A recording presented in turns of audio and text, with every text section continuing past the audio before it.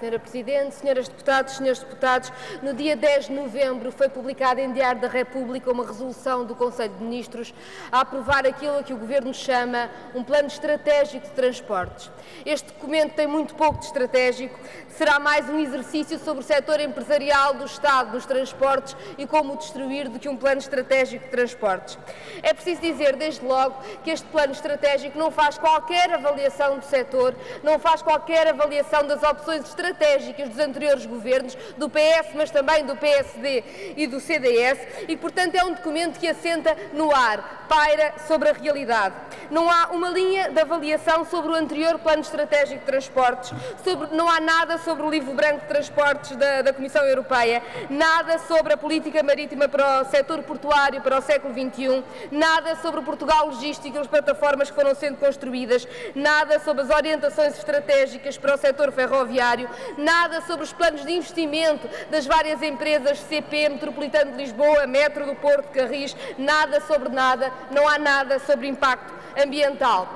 Há alguma reflexão no setor rodoviário sobre as parcerias público-privadas para se fazer uma reflexão extraordinária, que é dizer assim, das PPP nada correu bem, então o que é que fazemos? Mantemos tudo como estava. Os contribuintes que paguem, as populações que paguem, os privados que fiquem com lucro sem risco nenhum. E este é o único setor em que há uma avaliação e esta é a conclusão. É uma conclusão que não espanta, porque todo o plano estratégico de transportes é feito nessa perspectiva, ou seja, que os contribuintes paguem a dívida, que os contribuintes pagam o investimento e ver se há partes que podem ser privatizadas para lucros dos privados sem mais nenhum encargo. Não há, portanto, nenhum diagnóstico do setor, excetuando umas contas mal feitas sobre o setor empresarial do Estado para justificar a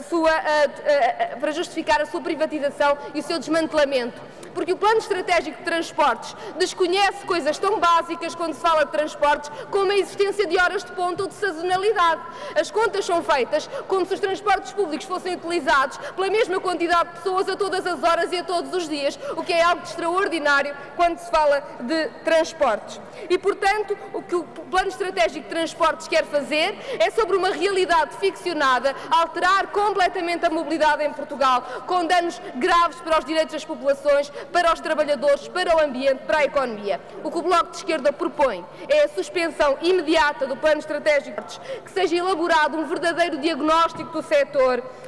que avalie o que foi feito até agora e que proceda à avaliação tanto dos operadores públicos como privados, porque sem avaliar também os privados não se está a avaliar um setor em que operadores públicos e privados trabalham no mesmo setor e servem necessidades muito parecidas.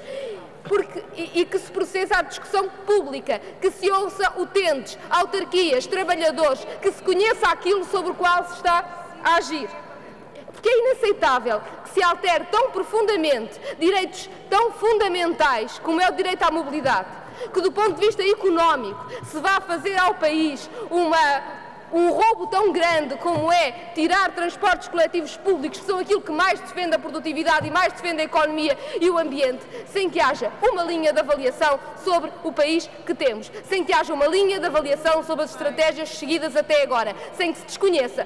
conheça pura e simplesmente a realidade. E é essa sensatez que o Bloco de Esquerda vem aqui propor. Discussão pública do Plano Estratégico de Transportes.